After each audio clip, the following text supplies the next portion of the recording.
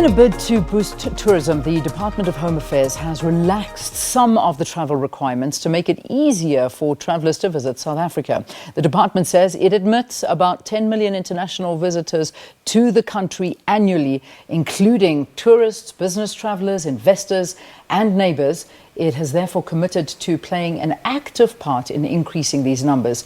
It is also finalising a number of visa waiver agreements with other countries, allowing travellers from those countries to enter South Africa without a visa. And I hope that this is reciprocal, but we'll ask that question to the Minister who joins us now, Malusi Gigaba, who will shed some light on all of these latest announcements. Good to see you, Minister. Thanks very much for coming in. Thank you very much. Good morning, Leanne, and to the viewers at home. Yeah. All right. So let's just get off the bat very quickly.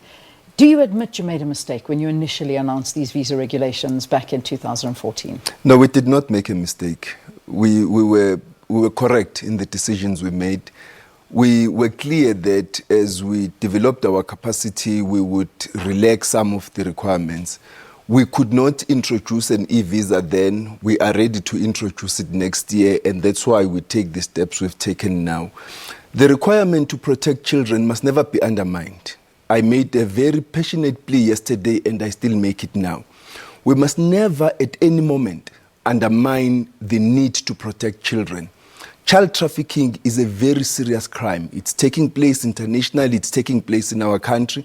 South Africans must never think that there is anything that trumps the need to protect children, either from international trafficking or domestic trafficking. And so we have a responsibility to take whatever measures we need to take as government and as citizens to protect children. There is that trafficking of children which takes place through the borders, and there is that trafficking which takes place within the borders.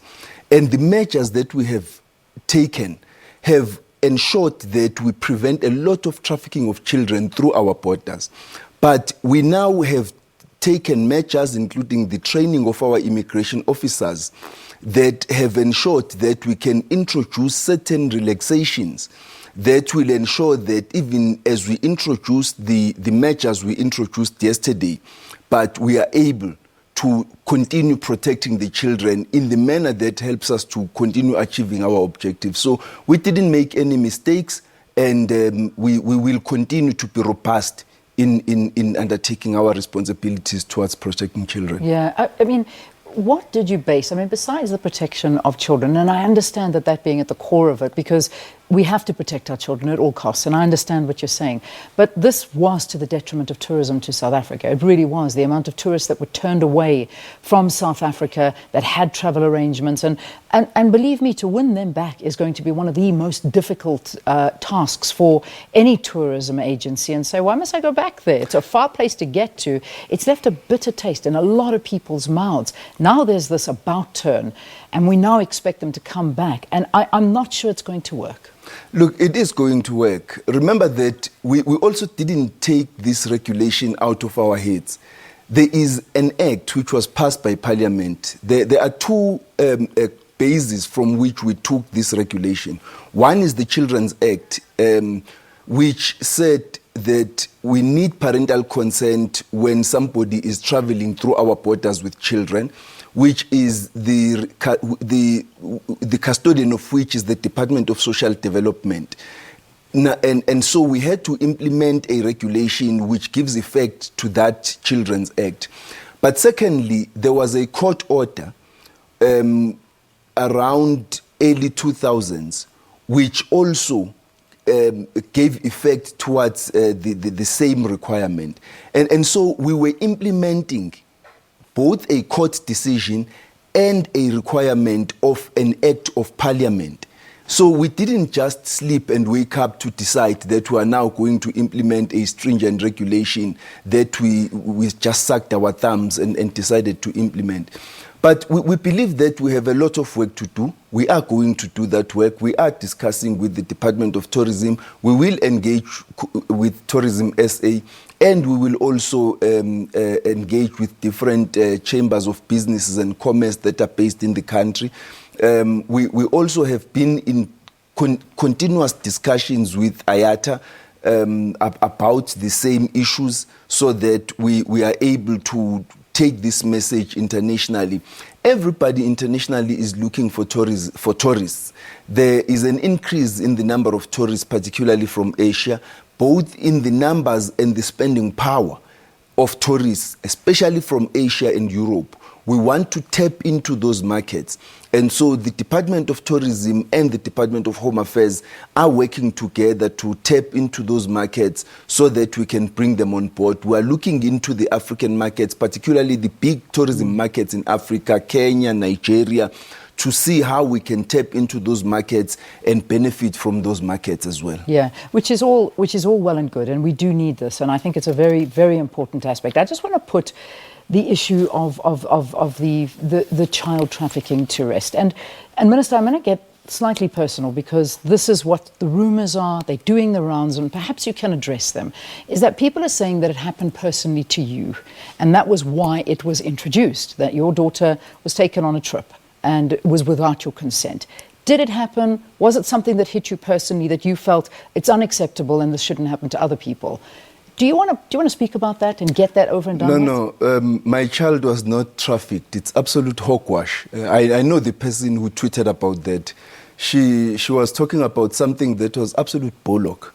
My child was not a victim of trafficking. I know what was happening and why it was happening. And the issue really related to my daughter missing school days. It had nothing to do with trafficking.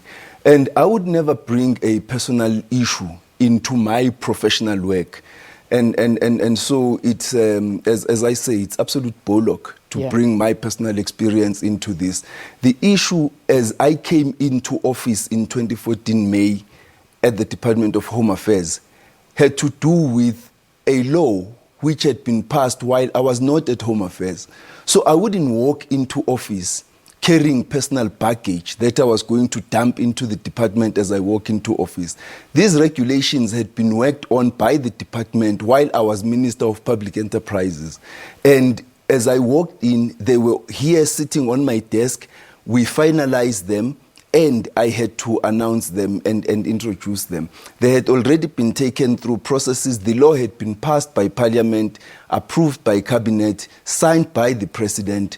And so they had absolutely nothing. I think ignorance is bliss, because then it allows you to tweet anything that you wish. And you have absolutely no responsibility when you do so. I think Reditlabi was absolutely ignorant and very irresponsible in her tweet in bringing my child into this issue. I think she really was absolutely irresponsible. Okay, I'm glad we put that to rest, and it's only fair that you also have a right to reply to something like that. So let's move on to now the Tourism Business Council, because they feeling, as I mentioned during the newspaper headlines, and I can see it's all over the place, they're saying government has not done enough to encourage international tourism, and the new visa requirements meant to boost visitor numbers don't really make it easier for tourists to travel with minors. There's still a little bit of confusion around this. So what is it going to happen now? How have things changed? Talk to us about that. What we did, because what had seemed to be the biggest outcry among tourists related to travel with minors, because what was the problem was, one, the requirement for parents traveling with minors to carry unabridged birth certificates. Two, the stringent application of the requirement for parental consent. Thirdly, the stringent application of the non-application of the travel advisory, which was the agreement of the interministerial committee, which was chaired by the then deputy president, who is now the president. What we have now said is that we are introducing at the end of October a travel advisory, which is going to be issued to all the countries which require visas coming to South Africa, that everybody traveling with a child to South Africa with minors may be required to produce documents which prove kinship, which prove parental consent, but in the instance that they do not have it in possession at the time that they are here, we will require them to produce documents which can satisfy the immigration officers that indeed this child is not a victim of trafficking and there is a relationship between the child and the person traveling with the child. The immigration officers are going to be trained. We have benchmarked ourselves with other countries which have similar requirements so that we are not more stringent than international best practice, because there are other countries which have much better practice than we do, and we have benchmarked ourselves with those countries. We are training our immigration officers to be able to implement this requirement in a manner which is on par with what those countries are doing. We are in discussion with the Department of Tourism. They are bringing their expertise on board to assist us as we undertake this type of training, so that we don't violate the rights and interests of the travelers and tourists, and in a way undermine the tourism industry. But as we say, the interests of the child are vital here. But the tourism department, representing also the tourism industry, will bring on board the issues of concern to the tourism industry. And so we will, on a continuous basis, engage with the tourism industry, including talking directly to the tourism council. Good, so it's a start of talk. Let's put a couple of questions up on the screen, because I think a lot of people wanting to ask about travel. Here we go. Pakamani saying, I don't have a problem with the change, but the problem is that those parents of children will respect the SA policy? Hold on. Okay, let me. I get. Do you understand it? Yeah, I get the question. Good, I'm glad. Okay, if you understand it, can you answer it? Yes, we will ensure that they respect South African policy and regulations. Okay. We will train our immigration officers to ensure that they enforce our policy and regulations. We already have had a lot of compliance from the tourists and travelers. I've been to the airports and the land ports of entry on a regular basis, and the travelers say, we understand what you are doing. They have been complying, but the problem has been we are very stringent, particularly in instances when people have either forgotten to bring the documents, or they say to us, I am here, I forgot the documents, but I can ask for the documents to be sent. So we are going to be flexible without undermining our policies and regulations and the rights of the child. Okay. Let's talk about visa-free now, because this is a big issue. Yes. A lot of countries have now been given access to South Africa, that they don't have to apply for visas anymore. Talk us through that. And one of the questions is, why has Nigeria been left out? So maybe you can add that into your answer. So the countries that we announced in the Middle East, in Africa, as well as in Northern Europe, Cuba, are countries with which we are having advanced negotiations. So people from Ghana, from Morocco, from Egypt, from Cuba, Western Sahara, from Qatar, Saudi Arabia, all of those countries must not think that the visa exemptions already immediately apply. We are having negotiations with their countries for reciprocal visa exemptions. Once those have been finalized, we will announce the date we will sign the agreements off and announce the dates for implementation. So they will it still be have reciprocal, to, if I they may will just be ask? reciprocal. So when we say, for instance, Cuba comes through, South Africans will be able to enter Cuba without a visa. Without a visa requirement. Okay. But so those are the countries with which we're having advanced negotiations. We will finalize and announce. Countries like Nigeria, Kenya, Uganda, we are negotiating the easing of visa requirements as the first step towards negotiating a visa exemption. But a visa exemption doesn't allow you 365 days per calendar year of free entry into a country.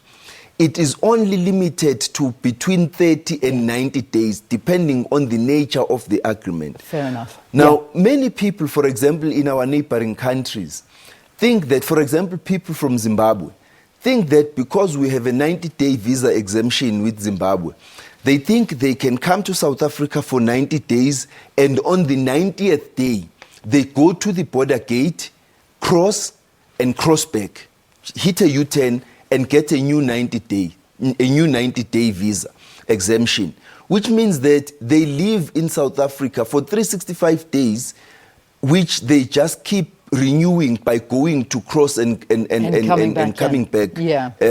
Each time the 90 days is expired. So what we are saying, it's 90 days per calendar year or 30 days per calendar year. So what we need to do is with Nigeria, we are going to first ease the visa requirements by various measures that we will announce once we have finalized our negotiations with Nigeria. And subsequent to that, we will then negotiate a full visa exemption.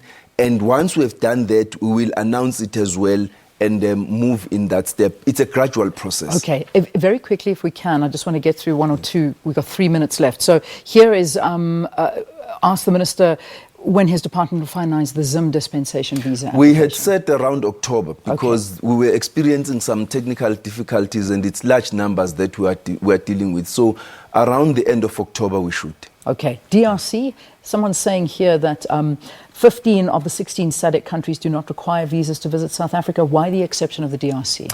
There were difficulties given particularly the security concerns in the east of the DRC and the fact that the DRC did not as yet have a national population register.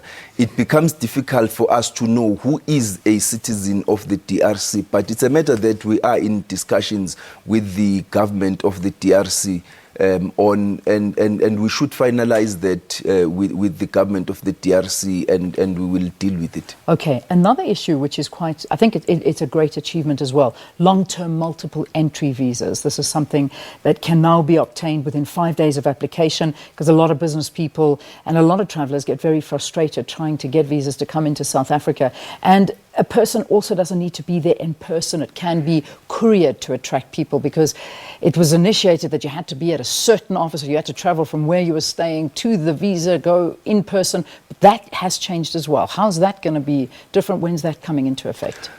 That will apply particularly to business people because they are low-risk people. We implement our international migration in terms of a risk-based approach. We still do, in many instances, require a person to apply in person, but for low-risk people such as business people, diplomats, people with official passports, we do allow them to not to apply in person, but to apply through courier services because they are low-risk people, and so they can send their applications. But once we introduce the e-visa, because in the announcements we made yesterday, there were some very interesting announcements we made, which are going to begin in 2019, which include the e-gates and the e-visas, which will make the applications for visas to South Africa that much more simpler and very exciting.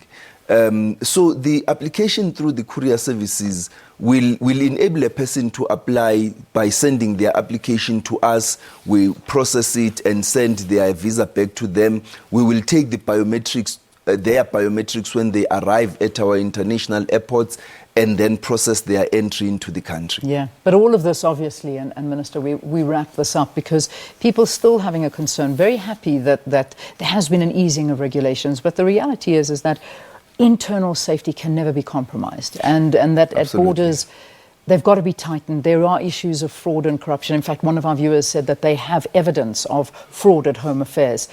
You know, and this is a bit of a worry, and I'm sure that's at the centre of your concern.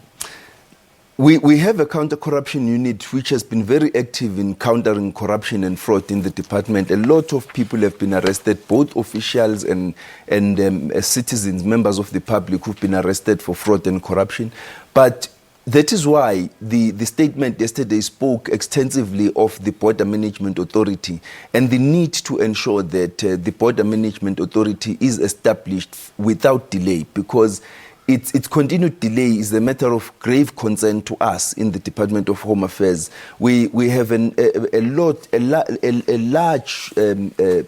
large kilometers of our borderline that are not properly staffed, and that causes us to be very concerned, because the movement of people in and out of the country along that borderline leaves us to be concerned, and the movement of goods are in and out of the country that are stolen either from South Africa or which are being brought into South Africa, stolen from our neighboring countries, concerns us a great deal. Minister, we thank you for your time and for coming in and talking to us about all of these regulations and some of the relaxed visa issues. Our Home Affairs Minister, Malusi Gigaba, clarifying some of the issues regarding the country's new policies on visa regulations and travel requirements. Remember, a lot more will come out over the weeks ahead. As you heard, there's timelines for different things, so we'll keep updated.